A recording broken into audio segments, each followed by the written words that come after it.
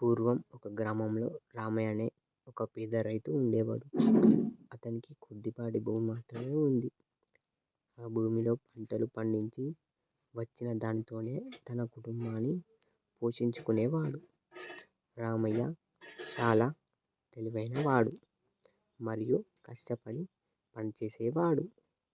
ఒకసారి ఆ గ్రామంలో కరువు వచ్చింది.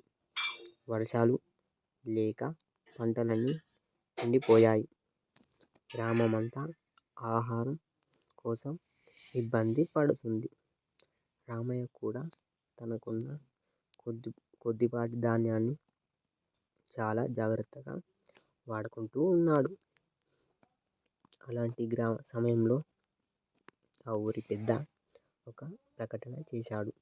గ్రామంలో ఎవరి దగ్గర అయితే ఎక్కువ ధాన్యం ఉంటుందో వారికి ఊరి బయట ఉన్న పెద్ద పొలం ఇస్తానని చెప్పాడు. ఆ పొలంలో నీటి వసతి కూడా ఉంది కాబట్టి పంటలు బాగా పండుతాయని ఆయన భావించాడు. గ్రామంలో చాలామంది ధనవంతులు తమ దగ్గర ఉన్న ధాన్యాన్ని చూపించి ఆ పొలం కోసం ప్రయత్నించారు. కానీ రామయ్య మాత్రం నిశ్శబ్దంగా ఉండిపోయాడు. ఆ ఊరి పెద్ద అతన్ని పిలిచి, రామయ్య, నీ దగ్గర ధాన్యం లేదా?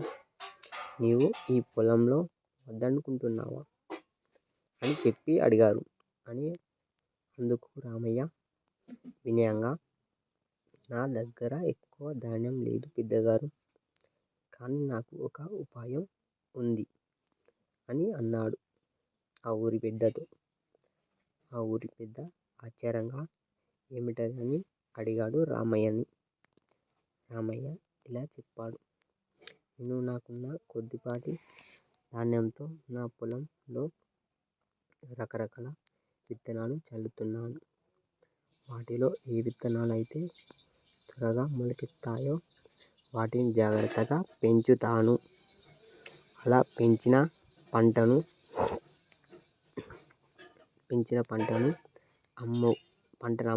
అమ్మగా వచ్చిన డబ్బుతో మరికొన్ని విత్తనాలు కొంటాను.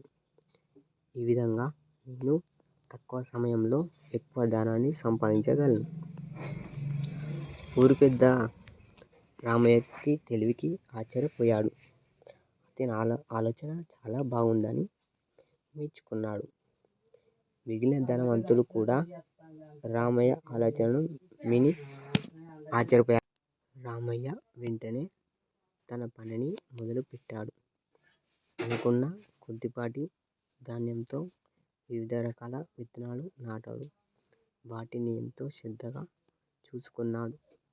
కొన్ని రోజులకే విత్తనాలు మొలకెత్తడం మొదలుపెట్టాయి. రామయ్య వాటిని జాగ్రత్తగా పెంచి మంచి పంటను పండించాడు. ఆ పంటను అమ్మగా అతనికి మంచి లాభం వచ్చింది. ఆ డబ్బుతో మరిన్ని విత్తనాలు కొని మళ్ళీ పంట వేశాడు. ఈ విధంగా రామయ్య తన తెలివితో తక్కువ సమయంలో ఎక్కువ ధాన్యాన్ని సంపాదించాడు. చివరికి ఊరి పెద్ద తన మాట ప్రకారం ఊరి బయట ఉన్న పెద్ద పొలాన్ని రామయ్యకే ఇచ్చాడు. రామయ్య ఉన్న తెలివితేటలతో కరువు సమయంలో కూడా విజయం సాధించాడు. అతని తెలివి కష్టాన్ని గ్రామస్తులందరూ మెచ్చుకున్నారు. ఈ కథ మనం కష్టపడితే పనిచేస్తే మరియు తెలివిగా ఆలోచిస్తే ఎలాంటి కష్టమైనా దాటవచ్చని తెలియజేస్తుంది. ఒక ఊరిలో రామయ్య అనే రైతు ఉండేవాడు. అతనికి ఒక ఆవు ఉండేది. ఆవు చాలా మంచిది మరియు చాలా పాలు ఇచ్చేది.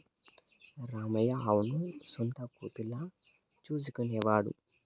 ప్రతిరోజు ఉదయం లేవగానే ఆవుకు మేత వేసి నీళ్లు తాగించేవాడు. సాయంత్రం పొలం పని ముగించుకొని వచ్చాక కూడా ఆవు దగ్గర కాసేపే కూర్చుంటాడు. రామయ్యకు వ్యవసాయం జీవనాధారం అని తెలుసుకోవచ్చు. ఆవు ఇచ్చే పాలతో తన కుటుంబం గడిచేది. ఆవు పాలు అమ్ముగా వచ్చిన డబ్బుతోనే తన పిల్లలకు చదువు చెప్పించేవాడు. ఆవు లేకపోతే తన బతుకు దుర్భరంగా మారుతుందని రామయ్య ఎప్పుడూ అనుకునేవాడు. ఒకరోజు రామయ్య పొలానికి వెళ్ళేసరికి ఆవు కనిపించడం లేదు. చుట్టుపక్కల వెతికాడు, కానీ ఆవు జాడ లేదు. రామయ్య చాలా భయపడ్డాడు. తన ప్రాణమైన ఆవు ఆవు కోసం వెతికాడు. ఊరంతా వెతికాడు. అలా వెతుకుతుండగా రామయ్యకు ఒక అడవి దగ్గర ఆవు అరుపులు వినిపించాయి. రామయ్య వెంటనే అటువైపు పరిగెత్తాడు.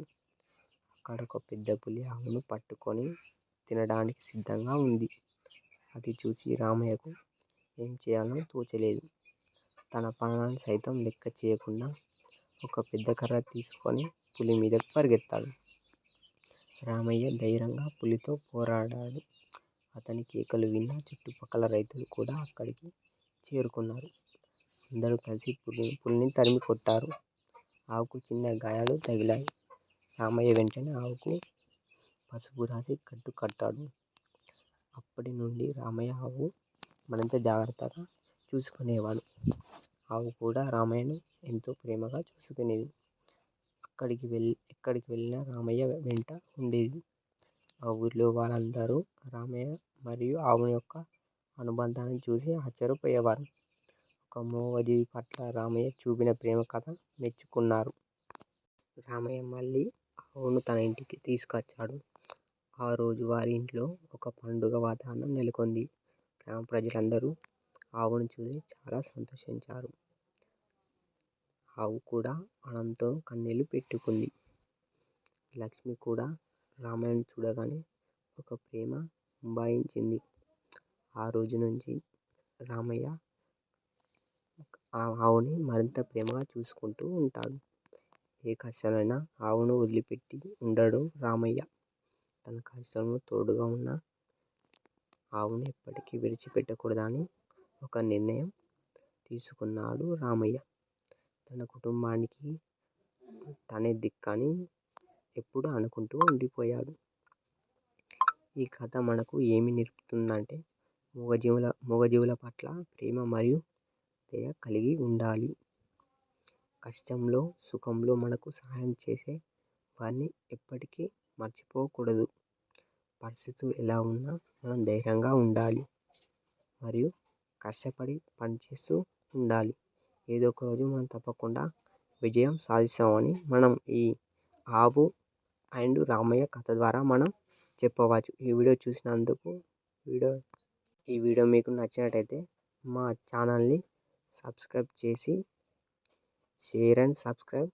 ఈ వీడియో మీకు చూసినందుకు మాకు ధన్యవాదాలు.